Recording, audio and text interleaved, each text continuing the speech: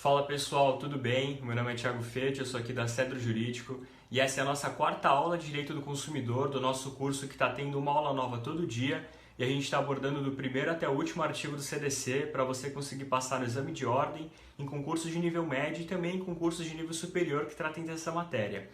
A gente vai continuar tratando dos direitos básicos do consumidor, que estão lá no artigo 6º do Código, e o primeiro deles está lá no inciso 6, que trata do direito à efetiva prevenção e reparação dos danos materiais e morais.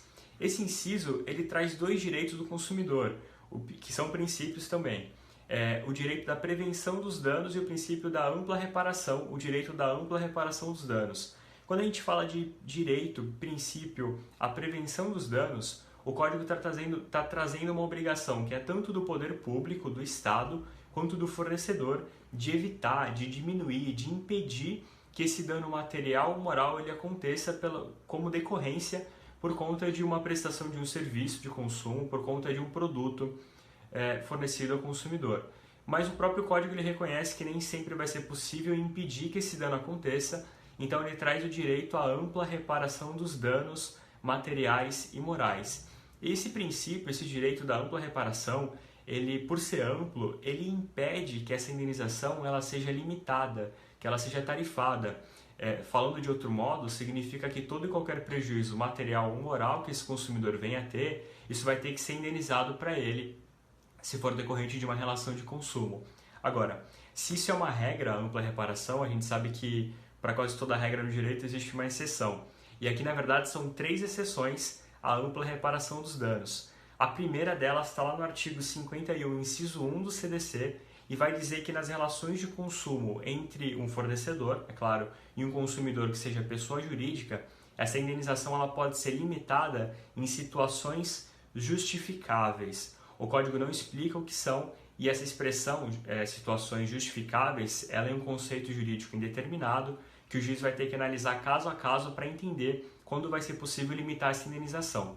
A segunda exceção à ampla reparação dos danos materiais e morais, ela é trazida pelo Superior Tribunal de Justiça, pelo STJ, e o STJ ele vai dizer que, havendo concurso de causas, ou seja, quando houver atos praticados pelo consumidor ou omissões, e atos praticados ou omissões pelo fornecedor ao mesmo tempo, ou seja, em concurso de causas, essa indenização ela vai poder ser limitada, porque o STJ entende que o consumidor também concorreu, também ajudou a praticar para que houvesse o dano. Então essa indenização vai poder ser limitada nesse concurso de causas.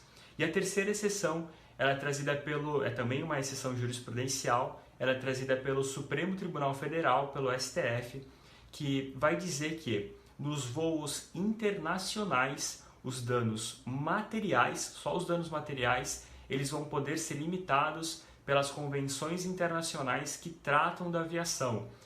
O Brasil ele assinou 2 convenções, essencialmente, de aviação, que é a Convenção de Montreal e a Convenção de Varsóvia. Convenções é a mesma coisa que tratados internacionais. E esses tratados, essas convenções, eles falam que os danos materiais podem ser limitados se o voo for internacional.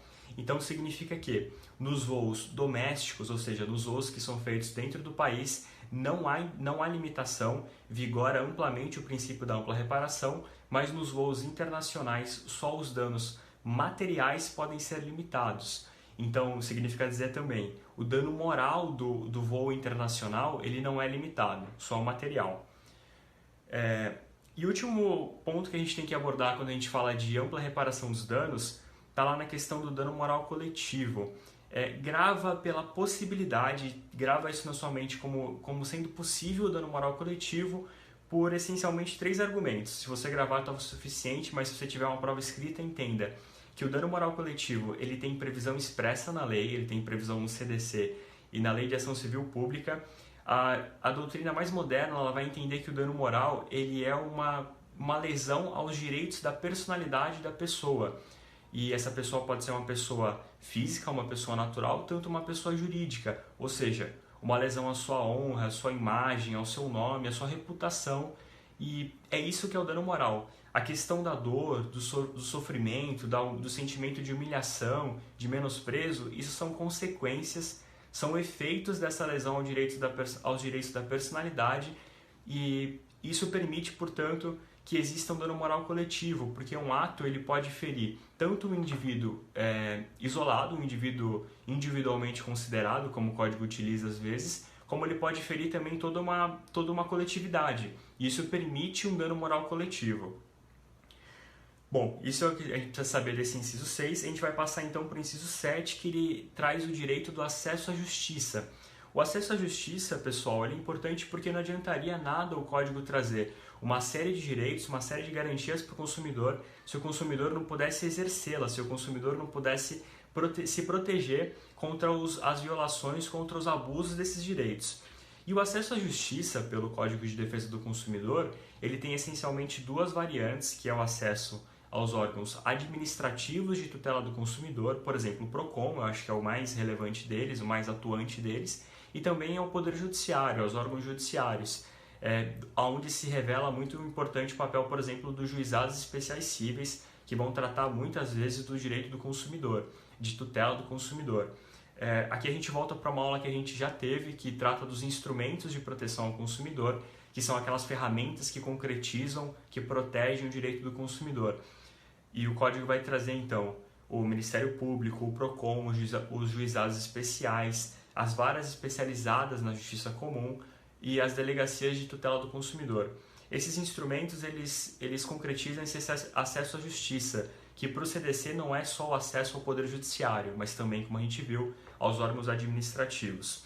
E esse acesso à justiça, ele está intimamente interligado com o inciso 8º do artigo 6º, que ele traz o direito de inversão ao ônus da prova em favor do consumidor no processo civil. Também um inciso muito importante nas provas e na prática, porque, veja, a regra do processo civil de que quem alega tem que comprovar, tanto o autor quanto o réu, que a gente chama de regra estática de distribuição do ônus da prova, ela é insuficiente no direito do consumidor. O consumidor não conseguiria se proteger se ele tivesse que provar tudo que ele alega. É só você imaginar, se você não passou por isso, alguém que você conhece deve ter passado, quando você recebe um cartão na sua casa, um cartão de banco, um cartão de crédito, ou você recebe uma fatura de uma conta de telefone, só que você nunca contratou com um banco, você nunca pediu um cartão de crédito, e você também nunca contratou com uma empresa de telefonia e ainda assim recebe uma conta para pagar. É impossível para o consumidor, nessa situação, conseguir demonstrar que não contratou, fazer uma prova negativa daquilo que ele alega. E aí entra a inversão do ônus da prova, a importância da inversão do ônus da prova, porque se inverte esse ônus e, na verdade, vai ser o fornecedor que vai ter que comprovar que foi o consumidor que contratou isso, que foi você que contratou o cartão de crédito, que foi você que pediu uma linha de telefone. Esse é para você conseguir entender como é importante a inversão do ônus da prova. E agora a gente tem que entender os requisitos, porque ao contrário do que a gente pode imaginar, a inversão do ônus da prova ela não é automática, ela é feita por um critério judicial, quando a gente trata aqui desse inciso 8º. Ou seja, é o juiz que vai deferir a inversão do ônus da prova sempre que ele entender que as alegações da parte elas forem verossímeis ou o consumidor for hipossuficiente. Então vamos lá. O juiz entender que a alegação é verossímil é entender que aquela alegação que o consumidor traz, ela tem uma aparência de verdade. O juiz ele não exige aqui que seja efetivamente comprovado o que o consumidor alega, mas tem que parecer verdadeiro para que ele conceda a inversão do ônus da prova. Tem que haver essa verossimilhança do que é alegado. Ou a hipossuficiência do consumidor. A hipossuficiência, pessoal, ele é um conceito então de direito processual que ele não é presumido e o juiz vai ter que analisar caso a caso. Se o juiz entender que o consumidor ele tem uma hipossuficiência técnica ou uma hipossuficiência de fato econômica, ele vai conceder essa inversão do ônus da prova.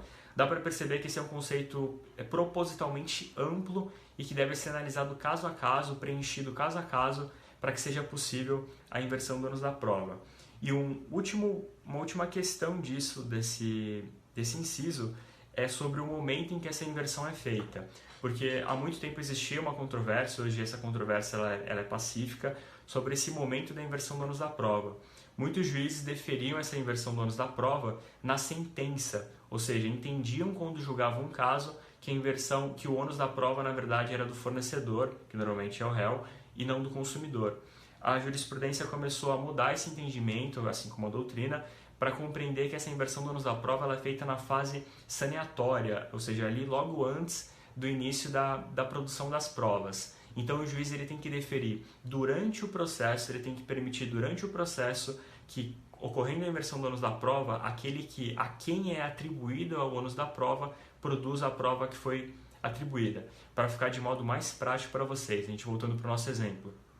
Imagina que você recebeu um cartão de banco que você nunca contratou, você alega que você realmente nunca contratou esse cartão de banco, você vai dizer isso na sua petição inicial, o banco provavelmente vai se defender, vai dizer que você contratou sim, então o juiz ele inverte o ônus da prova antes da sentença para obrigar o banco a trazer o contrato que comprova que você contratou esse cartão de crédito. Dependendo da postura do banco, dele apresentar ou não esse contrato, o consumidor ganha ou perde essa ação. Veja, antes da sentença. Por isso que é uma regra de instrução, é uma regra de procedimento a inversão do ônus da prova. Enfim, o último inciso do artigo 6º é o inciso 10, e ele vai trazer o direito à adequada e eficaz prestação dos serviços públicos. Quando o Código de Defesa do Consumidor ele trata dos serviços públicos, ele vai tratar tão somente daqueles serviços públicos que podem ser consumidos de modo individualizado, ou seja, ele pode ser mensurado quanto cada consumidor usufrui. São serviços que a doutrina do direito tributário muitas vezes vai chamar de uti singuli e são remunerados por tarifa ou preço público e não por tributos. Esse é um fundamento jurídico então que você tem para combater serviços públicos que sejam precários. E, enfim, o artigo 7º do CDC, ele na verdade representa uma cláusula de abertura. O que isso significa? Quando a gente trata do direito do consumidor, a expressão direito do consumidor, ela não se limita só ao Código de Defesa do Consumidor. O direito do consumidor ele compreende toda uma série de normas que protege o consumidor contra atos abusivos do fornecedor nesse mercado de consumo.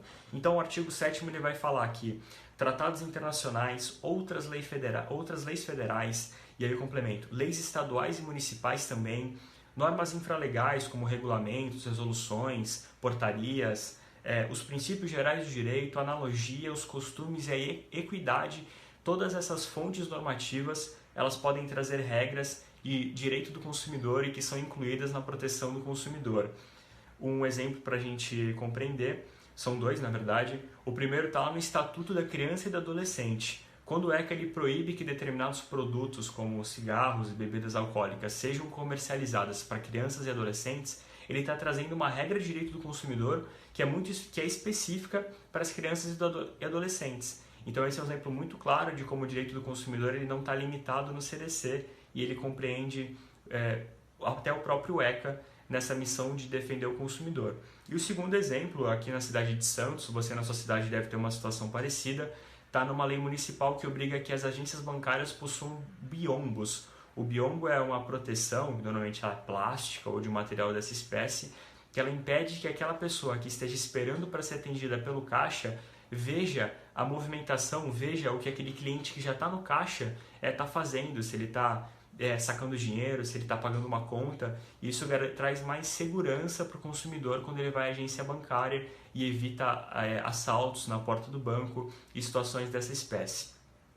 Pessoal, é isso. A gente enfrentou então todos os direitos básicos do consumidor.